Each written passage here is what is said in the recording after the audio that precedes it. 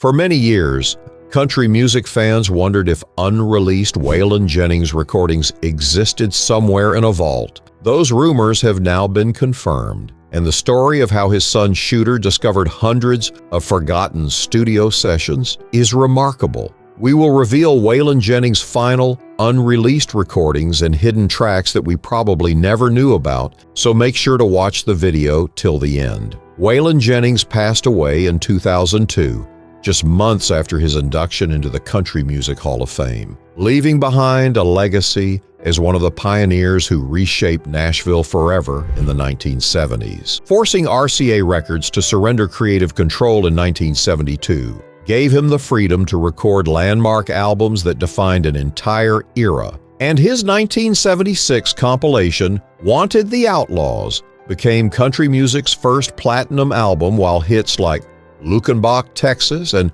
Mamas Don't Let Your Babies Grow Up to Be Cowboys turned into classics that still play on radio stations today. What fans didn't know was that between 1973 and 1984, during those prolific years when Waylon seemed unstoppable, he and his band, the Wailers, recorded hundreds of studio tracks that never saw release. These weren't rough demos or half-finished ideas either. They were complete, fully produced studio sessions with the full band captured on professional, multi-track tape. Years passed and the recordings sat in storage, digitized in 2008 and upgraded to modern formats in 2014, but they remained largely unexplored and unheard by anyone outside the family. Shooter Jennings grew up knowing about a locked storage room in the family home filled with gray boxes of his father's work. Growing up, he assumed these boxes held copies of Waylon's released albums, catalog items the world had already heard 1,000 times over. June 16, 2024 arrived, what would have been Waylon's birthday and Father's Day, and Shooter finally opened that room to discover what was really inside. The contents exceeded anything he could have imagined. Dozens of gray boxes contained what Shooter called massive historical documentation of Waylon and his band. And these weren't sketches or rough recordings, but full sessions complete with the band, just waiting to be rediscovered. Expecting to find maybe a few unreleased songs at most, Shooter instead discovered a treasure trove that was, in his own words, way beyond my wildest fantasies. News of the discovery sent shockwaves through the country music community when Shooter made the announcement on social media, revealing that he now possessed full band, multi-track recordings that would yield new Waylon music. Gave fans who had long suspected unreleased material existed the confirmation they'd been waiting for. The best tracks hadn't all been released after all, and there was more. So much more than anyone had dared to hope. Summer of 2024 found Shooter beginning the painstaking work of sorting through the recordings at Sunset Sound Studio 3 in Hollywood, a facility he nicknamed Snake Mountain. Transferring the analog recordings to a modern system meant listening to decades of forgotten music, and early in that process he made a discovery that would become the centerpiece of the first album, which was Waylon's cover of Fleetwood Mac's Songbird. That was one of the first things I found, Shooter recalled. I was pretty blown away when I realized what it was. Christine McVie had written and performed the song on Fleetwood Mac's 1977 Rumors album, but Waylon had transformed it into something uniquely his own, recording it sometime after winning creative freedom from RCA in 1972. During the most prolific period of his career, Waylon had poured himself into this cover. The discovery of this track gave the entire project its name and direction. Digging deeper into the tapes revealed a pattern that surprised Shooter. This wasn't the rough, rebellious outlaw music many associated with Waylon Jennings. Instead, these were covers and ballads, softer and more sentimental than the image of the tough guy country rebel that dominated Waylon's public persona. Shooter put it bluntly when he said, "There's no tough guy outlaw stuff in any of this material." What emerged instead was a portrait of Waylon's gentler side, his deep appreciation for traditional country music, and his love of interpreting songs written by others. Recordings captured Waylon and the Wailers during downtime from touring, working through songs they loved, experimenting with arrangements, and preserving performances that felt intimate and spontaneous. Some tracks even end abruptly or fade out with band laughter, reflecting their rehearsal quality, and you could hear in every note how much the band loved being together. Shooter's approach to preparing these recordings for release showed both respect and intention. Preserving the authentic sound of his father's era meant mixing the tracks in full analog on a vintage 1976 DeMedio API mixing board at Sunset Sound, the same kind of equipment Waylon would have used in the 70s. Keeping the raw band feel and adding only minimal finishing touches where necessary became the guiding principle, and the goal was presenting these recordings as close as possible to how they sounded when Waylon and his band laid them down decades ago. The Songbird became the title of the album that resulted from this process, released on October 3, 2025 through Shooter's label Imprint Son of Jesse in partnership with 30 Tigers. Standing as Waylon's 47th official studio album and his first new solo music since the posthumous release Goin' Down Rockin', The Last Recordings came out in 2012. The 13-year gap between releases made this project even more significant for fans who thought they'd heard the last of Waylon's voice. All 10 songs on Songbird are covers, showcasing Waylon's interpretive skills and his ability to make any song his own. Leading off the album, the title track features Waylon's distinctive voice, bringing new depth to Christine McVie's tender ballad. And for the album release,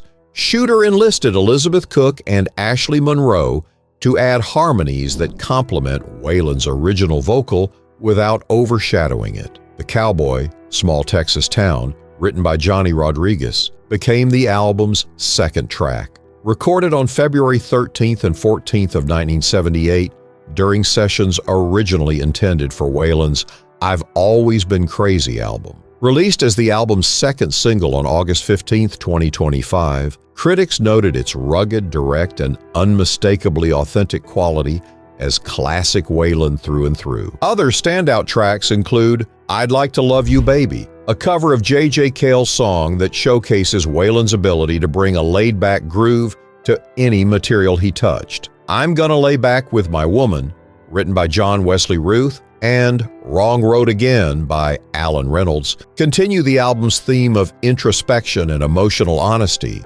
while To Go Searching Them Bars Again, written by Isaac Pee Wee Sweat, shows Waylon's talent for delivering story songs with genuine feeling. Jesse Winchester's Brand New Tennessee Waltz brings a classic country waltz feel to the collection, but perhaps the most significant inclusion is I Don't Have Any More Love Songs, written by Hank Williams Jr. Waylon had never recorded a Hank Jr. song before this, and according to Shooter, he never cut a Hank song before this, making the discovery meaningful enough that Shooter has reportedly told Hank Jr. about the recording, believing it might move him to hear Waylon's interpretation. Two particularly poignant tracks close the album. After the Ball, a Johnny Cash cover, connects Waylon to his friend and fellow outlaw country pioneer, while the final song, Dink's Blues, is a traditional folk arrangement collected by John Lomax in 1909. Showing Waylon's deep roots in American folk music traditions that stretched back generations. Surviving members of the Wailers who had played on the original sessions worked with Shooter throughout the recording and mixing process. Pedal steel legend Ralph Mooney, guitarist Gordon Payne, bassist Jerry Bridges, keyboardist Barney Robertson, and backing vocalist Carter Robertson all contributed to the project, while guest appearances from Waylon's wife Jessie Coulter and Tony Joe White on select tracks added additional historical significance. Richie Albright, Waylon's longtime drummer and collaborator who had been there for the original recording sessions, co-produced the project, and his involvement ensured that the finishing touches stayed true to Waylon's vision and the sound of that era. Careful orchestration marked the release to maximize impact and respect. June 15, 2025 arrived, and the first single, Songbird, was officially released with an accompanying video that included footage from Waylon's very 4th birthday celebration in 1981, marking Waylon's first new solo song in 13 years. The response from fans and critics came immediately and emotionally because when a country music Hall of Famer who passed away over 2 decades ago releases new music, it resonates far beyond the country music world. Overwhelmingly positive critical reception greeted Songbird upon its arrival. Reviews praised the album as a poignant and wonderful addition to Waylon's catalog, with critics appreciating the chance to hear Waylon's voice uncluttered by modern production techniques and enjoying the raw, unfinished charm of some tracks. AllMusic gave the album a score of 79 out of 100 on Metacritic, reflecting strong professional appreciation across the board. What surprised many reviewers and fans was how the album revealed a side of Waylon that had been overshadowed by his outlaw image. Shooter noted that the thing that came across was what a gentle guy he was, and this gentler tone caught some listeners off guard who were expecting more grit. For those who knew Waylon's full catalog, though, it made perfect sense, because the man who could sing tough rebel anthems could also deliver tender ballads with equal conviction. Some fan perspectives took a more cautious approach, noting that unreleased tracks sometimes remain unreleased for a reason, and there's always the question with vault material about whether these were weaker songs that didn't make the cut originally. Shooter has been clear, though, that these recordings weren't rejected. They were simply part of the massive amount of material Waylon and his band recorded during their most creative period, capturing the band working through songs they loved, and the quality of the performances speaks for itself. One commenter on Saving Country Music pointed out that these songs were recorded during Waylon's late 70s period when he was dealing with personal challenges, which provides context for some of the performances. But that context doesn't diminish the recordings, and if anything, it adds depth and humanity to them. Shooter has emphasized that these recordings are legitimate historical documents, captured exactly as they were in the 1970s and 1980s, with no modern alterations to Waylon's performances. When someone's gone a long time,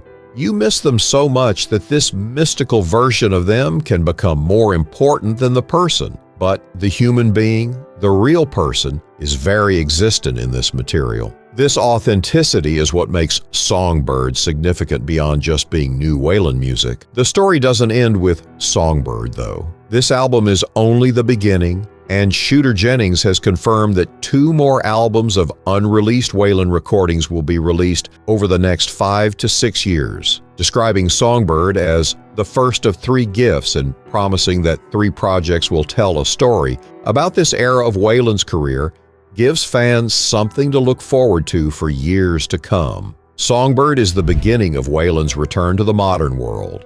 The next few years are going to be full of some of the most exciting musical moments that the world never knew they were going to hear, Shooter stated. And while no titles or specific release dates have been announced for the next 2 albums, the promise of more unheard Waylon music has fans eagerly anticipating what's to come. The discovery and release of these recordings represents more than just new music from a beloved artist. It's a gift to country music history, documentation of one of the genre's most important figures during his creative peak. These aren't outtakes or B-sides. They're complete artistic statements that happen to remain in storage for decades, showing Waylon as a craftsman, an interpreter, a band leader, and a human being who loved music for its own sake. Rumors that haunted country music fans for over 20 years have been confirmed in the most satisfying way possible. Unreleased Waylon Jennings recordings didn't just exist, there were hundreds of them, enough for 3 complete albums showcasing different aspects of his artistry. The locked room from Shooter's childhood held treasures that will continue to emerge over the coming years, each release adding new chapters to Waylon's story.